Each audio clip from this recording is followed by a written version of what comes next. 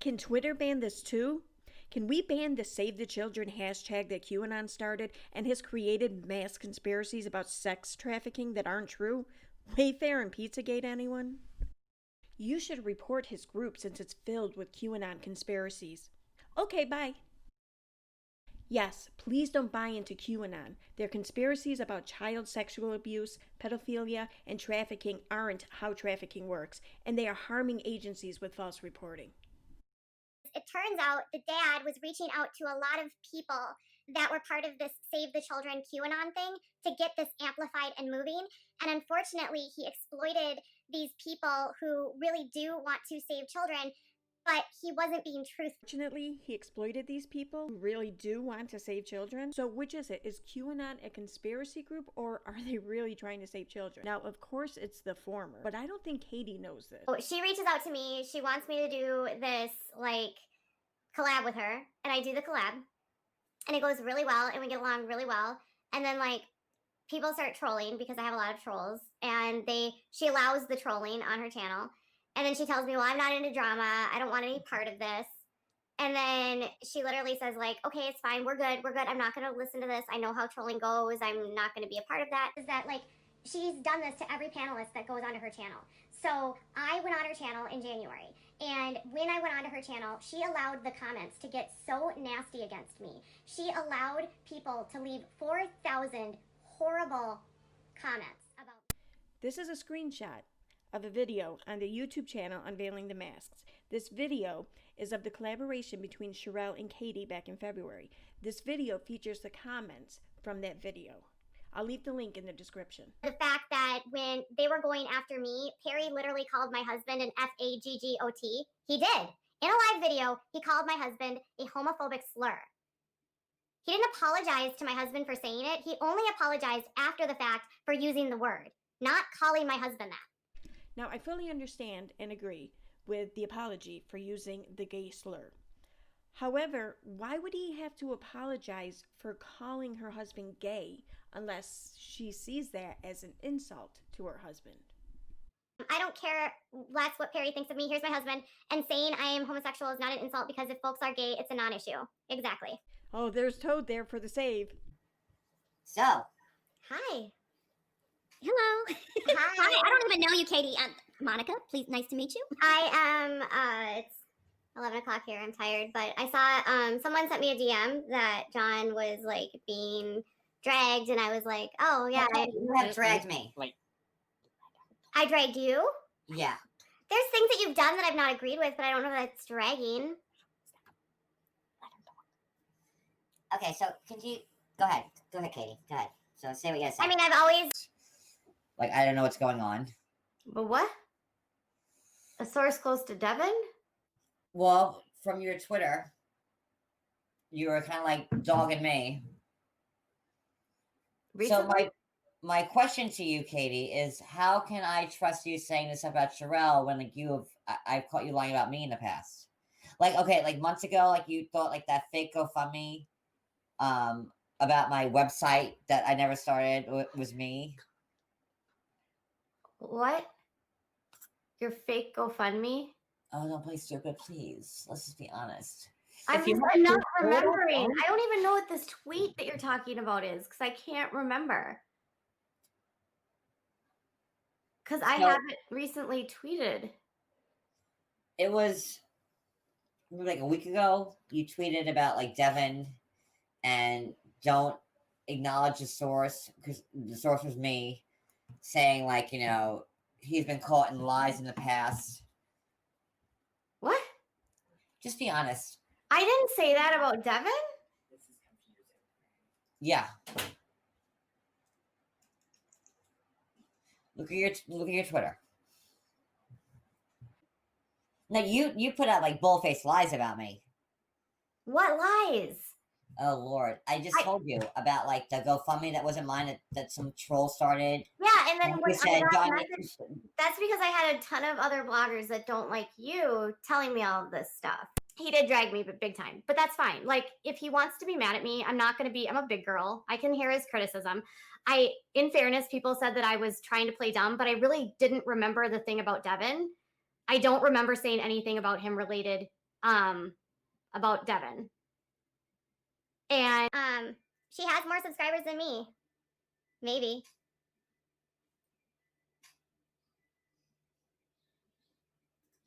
Maybe the number. Okay.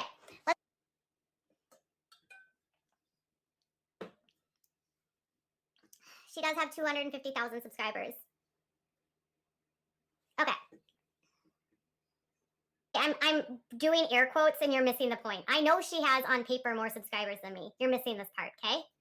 If you can't figure it out, I'm not going to write it out. I'm not going to write it out for you. Nowhere, like a month later, she decides to do an entire like expose about me. And she starts like interviewing people that she says I've lied on. And it wasn't even like, it was like Ashley Jones from Teen Mom Young and Pregnant, but I didn't lie on her. I literally shared some screenshots from a fight she got into with her mother-in-law. And then with Matt Bear from Teen Mom OG. She brought me because I had scoop with Amber and relationships with various people from Teen Mom. When Perry decided he didn't like me, then she got mad. Then she went to my sources, right? So then she goes to my sources and gets them on her channel. By the way, one of the sources that she brought onto her channel, Matt Bear, nobody should have on their channel because he is a sociopath. Canis Dienis. My fave part of live chat is watching all the messages get deleted. Canis Daris. Nobody deleted me. It's some loser with a parody account. I'm guessing it's that human waste pile, Matt Bauer, or whatever his name is. Got my lawyer involved, and we sent her a cease and desist, and then we tried to sue her because she actually said that I said the N-word, which I've never said. She also said that I am racist, which is not true. She literally said that I hacked her computer, which didn't happen. We have so much evidence of what she's done. We tried to serve her with a lawsuit, and she wouldn't respond. Have like a lawsuit against you at the moment? We tried to serve her with one, and she won't respond. She literally made up a story that I said the N-word, and I never did. She does make stories. Whether that's true or not, I don't know. But I never said the N-word, and that's why we were going to sue her, because that can end someone's career, and I never said it. Monica, your thoughts? It doesn't matter what... I didn't say the N-word. I have a lawyer on retainer because I have a business that has a platform with a channel that brings in a lot of revenue. I'm a public figure. I am brought up by other people. I have people send me cease and desist letters. I send people cease and desist letters. It's the nature when you become a public figure. And my attorney and I have talked a lot about pros and cons of litigation and the costs. And I can tell you that an average civil case will cost anywhere from $5,000 to $10,000 a month. Deep cleaned my couches today in my main floor. Low on nursing, losing our house cleaner due to COVID. We've been pulling triple duty here, but hey, everything gets cleaned. The past week we had no nursing, so the house was wrecked. Like a commoner. It's not a commoner to have a medically fragile child in a pandemic and have nurses out because of it. We aren't rich, and when nurses aren't here, it's a lot of work to do everything for him and his health and our home. Come live here and see. This comment is rude. It was just a joke. Chopper is one of your biggest supporters. I think you're overreacting here. Likely you're very tired and stressed from a huge week. I'm exhausted. We have 2 disabled children. One has charge and the other has major traumatic and behavior issues. Our nurses that come for the child with behavior issues can't come in. The 3 kids in total, 3 different schools. We both work full time and we don't have a maid. This is something we do. Watching this live stream between Sharrell and John Yates is way too familiar. The common denominator is Sharrell. She gaslights, lies, deceives, and uses other blogs for their source. It's a pattern. I'm so done. I'm literally doing a watch party to react. Like, you know... Katie, you must know that you're not well liked amongst other bloggers. Again, sure. I would clean my house anyway. It wasn't like I took an extra Adderall to clean. That's not how it works. Okay, so speaking about the wine and mixing meds, because that's ridiculous. First off, I'm on an extended release medication. It lasts for 12 hours.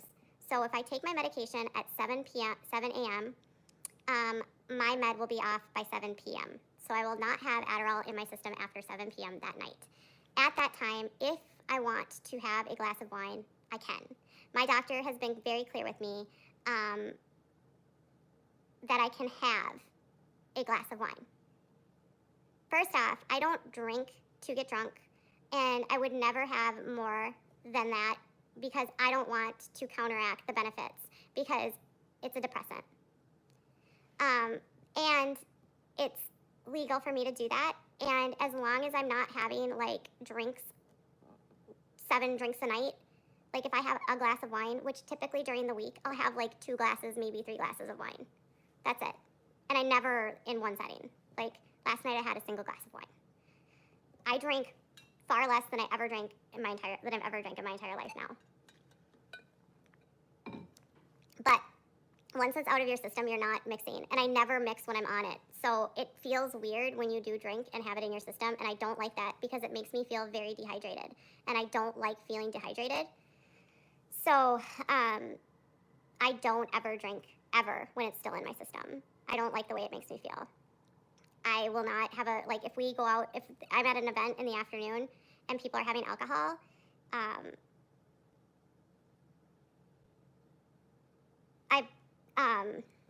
if I'm at an event in the afternoon, I would never have a glass of wine or beer because it would interact with my med, and I wouldn't want to do that.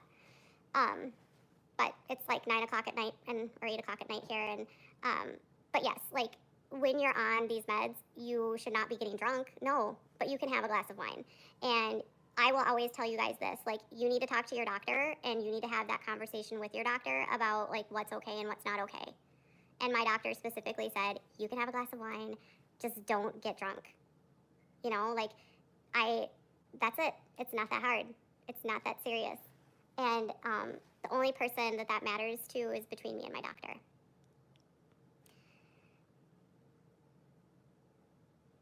I'm also on a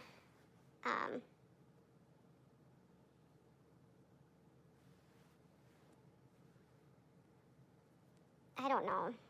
Anyways, like I am on antidepressants as well, which technically, no, I can still have, I'm not on Wellbutrin. My doctor said I can have a glass of wine. So I'm going to go off the recommendations my doctor makes. She's the one that prescribes everything. She's the one that knows everything that I'm on. And that's it. But I don't.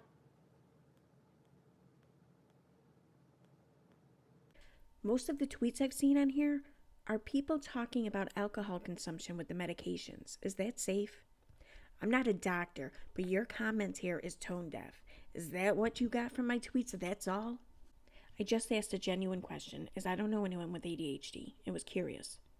It was no way shaming anyone. I am against that. If you read it that way, then you need to change the way you see things. And thanks for telling me it's okay in moderation. That's all I wanted to know. I still find it weird that instead of being supportive, your comment is about using alcohol with Adderall. Why not? I am so glad you got help. Up so hungover they couldn't properly care for their child. These are Katie's words. So no, she should not be drinking at all because she has a history of abuse. At least that's what every doctor has told me. Katie's actions are irresponsible and dangerous. Anyone who wants to... Nope. Sorry. I was not addicted to anything. I am not an addict, period. I also don't drink to get drunk, ever. Here is what Katie wrote in a blog post. How grieving caused me to lose myself in food and alcohol, and how I bounced back. On August 9th, 2017, for her now deleted website, withoutacrystalball.com. I'm including screenshots of the entire blog post should you like to read it, as well as a link in the description, but for now, I'm going to read just the highlighted area. Again, we ate whatever was handed to us, and we started to drink more alcohol than we should to cope. Our weight was the least of our priorities, and we focused less and less on ourselves. The years have gone on, and every time a diagnosis had been added to my son's chart, my husband and I both turned to food and alcohol to manage the stress. It got to a point where after almost 5 years, neither of us recognized who we had become. We were exhausted. Here is what Katie also wrote in a blog post. When I was on the verge of becoming an alcoholic mom, on August 23, 2018, on her Pathios page.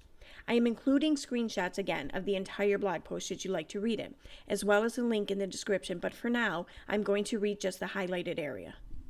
The following morning, I would wake up with a killer hangover. Instantly, I felt stupid for drinking so much the night before. My son needed me to be at my best, and I could barely function. My husband's temper was short-fused. Both of us walked like zombies through the weekend. Our son may not have understood why we didn't feel right, but he knew that something wasn't right. His hobby meant we had a lot of alcohol in our home. Our cabinets became filled with mead. We both started consuming mead faster than we realized. To keep up with our consumption, he made more and more wine. Eventually, I realized we had a huge problem. On a March evening, both of us sat in our home. Our whole family ended up with influenza. While ordinary people use time of illness to rest and recover, we didn't take a break from drinking. When I was drinking while I was sick, I knew I had to stop.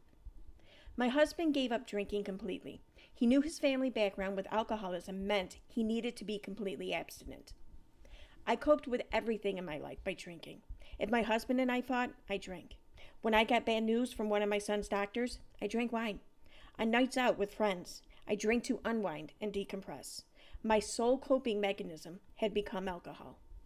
When I realized I had developed a bad habit, I worked with my doctor to get my ADHD and anxiety under control. My drinking habits directly related to the amount of stress I felt on a daily basis. I knew that ADHD put me at a higher risk for alcohol and drug dependence. Alcohol and drugs release dopamine that my body craves and lacks due to ADHD. My doctor helped me understand the importance of continuing my medication. She also directed me not to drink so the medicines could do their jobs. When I stopped drinking, I realized my medications worked better. I had better focus, less stress, and more energy. Deciding to quit binge drinking wasn't easy. However, I'm glad I decided to put my health, marriage, and son first. I don't know if Katie is an alcoholic or an addict or if Todd is, but I do hope that none of your super chat funds are going to mead.